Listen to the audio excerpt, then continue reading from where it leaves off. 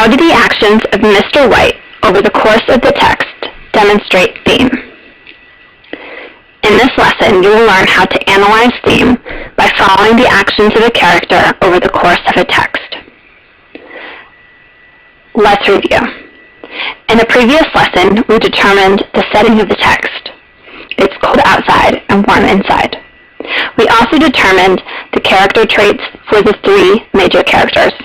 Mr. White is moody and competitive, his son clever and quiet, and his wife is supportive and loyal. In this lesson, we are going to talk about theme and how the actions of a character can reflect the theme to the reader.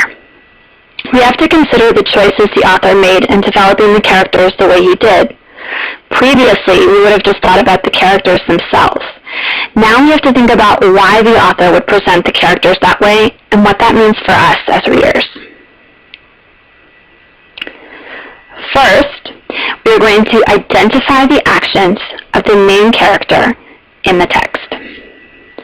Next, we are going to create a timeline of these actions. Then we will ask ourselves, how do these actions change over time? And lastly, we will ask, how do these actions mirror the theme of the text? Before we can talk about how the actions of Mr. White reflect the theme of the text, we have to be clear on what the theme is. It can be found on page 4 of the text. While I read this paragraph, I'm going to highlight what the theme is.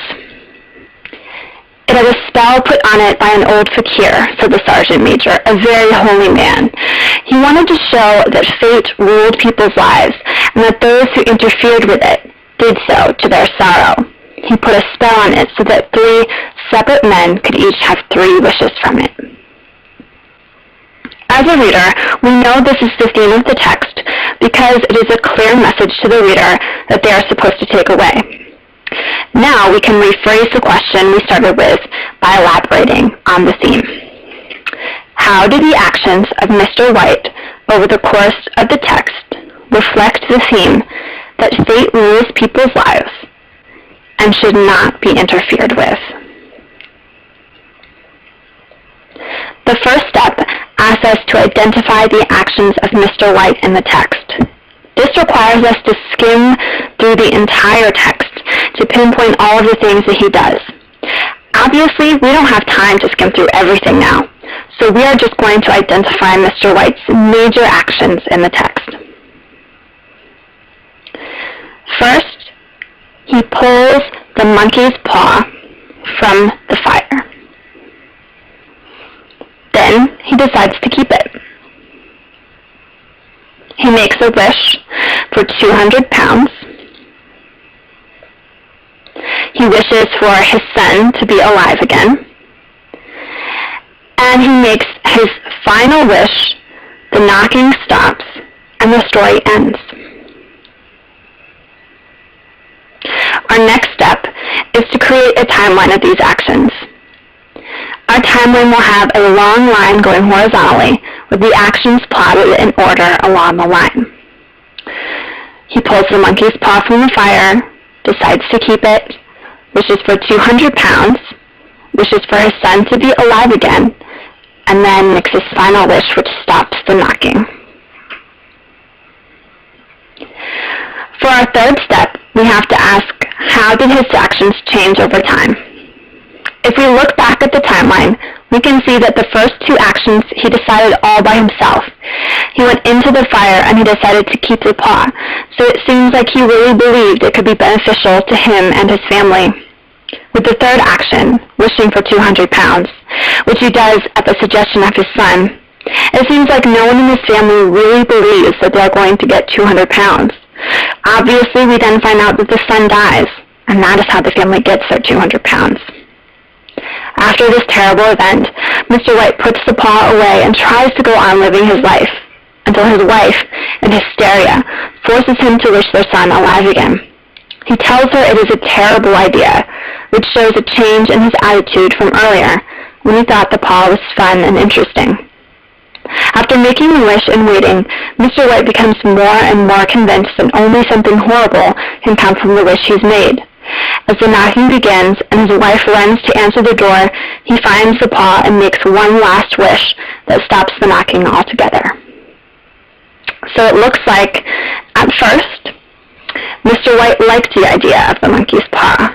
He found it fun and interesting, but by the end of the story, he has only negative feeling towards it and the power it wields. Our last step is to ask, how do his actions mirror the theme of the text? Remember that the theme of the text is that fate rules people's lives and should not be interfered with. Thinking about our answer for step 3, we can infer that because Mr. White was so excited about the monkey's paw in the beginning, he thought that nothing would happen if he tempted fate a little. From the death of his son, however, Mr. White began to realize that messing with fate would only lead to pain and heartache, which is why he told his wife it was a bad idea to make any more wishes. By the end of the story, after he has to make his final wish, Mr. White realizes that he should never have tempted fate. Unfortunately, he learns his lesson the hard way. This brings us back to the theme of the text, which is that fate rules our lives and shouldn't be interfered with. Mr. White reflects this theme through his major actions in the text. He is at first eager to use the monkey's paw. In the middle, he is reluctant, but does it for his wife. And then at the end, he only uses it to undo what had previously been wished for, realizing that fate should not be left to mere humans to decide. Otherwise, we will be very unhappy with the outcome. We can see that the author has made specific choices in this text by developing character through these actions. Most notably, these choices help reinforce the theme of the text for the reader. In this lesson, we have identified the actions of the main character in the text. We have created a timeline of these actions. We've asked, how did these actions change over time? And we asked, how do these actions mirror the theme of the text? In this lesson, you have learned how to analyze theme by following the actions of a character over the course of a text.